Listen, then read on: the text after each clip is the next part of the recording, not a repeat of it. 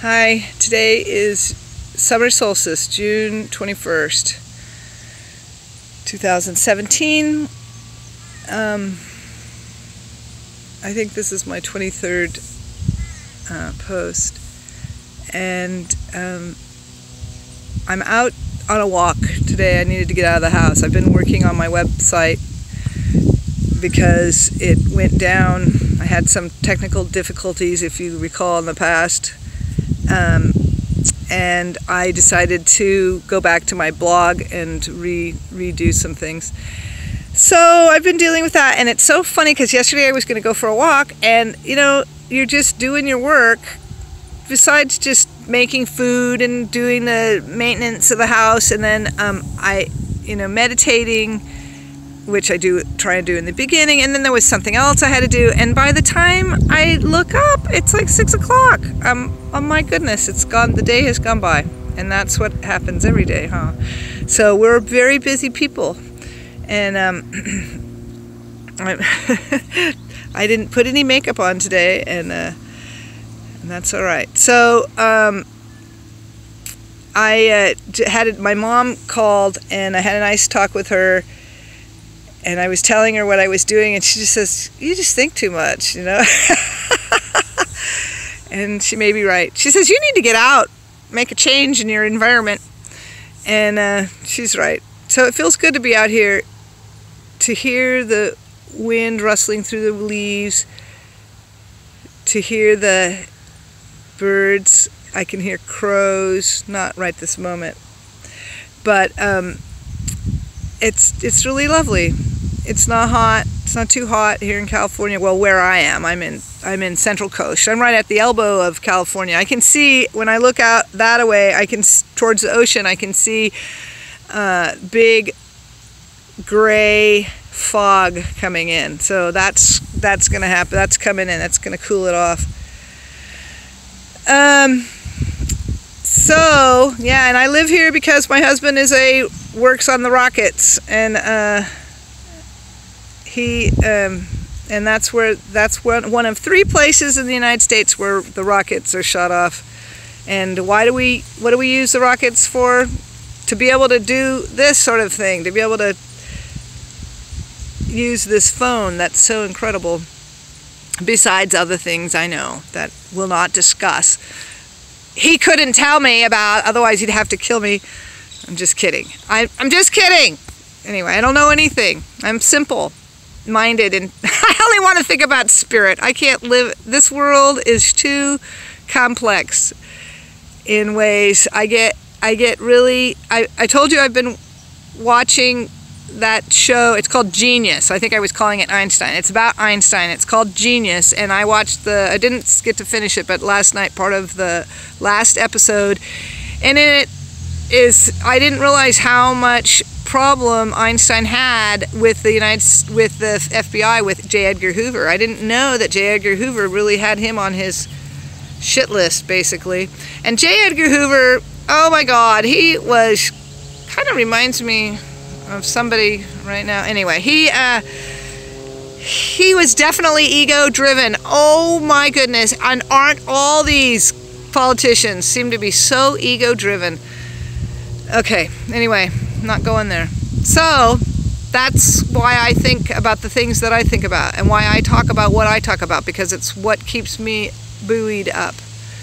It helps me to keep up when I can just relax, and when I meditate, when I commune with nature, when I commune with the beautiful things, when I get to make art, and even working on my website, I enjoy the design decisions that I get to make. The technical part, although this is a blog, it's not that difficult, but sometimes, there's just things that you don't know what it is. There's some button I haven't put. I'm trying to get some little tabs up, and I can't figure out what I'm not doing to get that to happen. So that gets to be frustrating. So I have to relax and let it go, and ask for support, ask my guides to help me. And that's kind of how I do it. So I'm leaving, I'm going to visit my son and his family I'm leaving on Sunday to go to my mother's up in San Francisco, and then we're going to fly out of there. Ruth and I are going to go to Chicago for a few days, and then we're going to go to Mishawaka, Indiana, to visit Nikolai, Maddox, and Allie. And Allie's pregnant, and you know, it's very exciting, and I'm excited to be able to go and visit with those guys. So you'll be along. Anybody who, I will continue to make these, anybody who's looking. And there's this huge butterfly flying around. He's yellow. He's like a, what is that, tiger tail? Yellow, beautiful butterfly. And I wish I could show you him, but yeah, I'm not that adept. He's moving pretty fast too. So that's good. Life is good. The world is beautiful.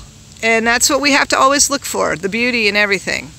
And we send love and put pink light all around those who maybe we're frustrated with, you know, the things that are going on in the government and so on. We have to send loving, healing light, unconditional love. It's not we don't make judgments. We just try and send love. That's all we can do.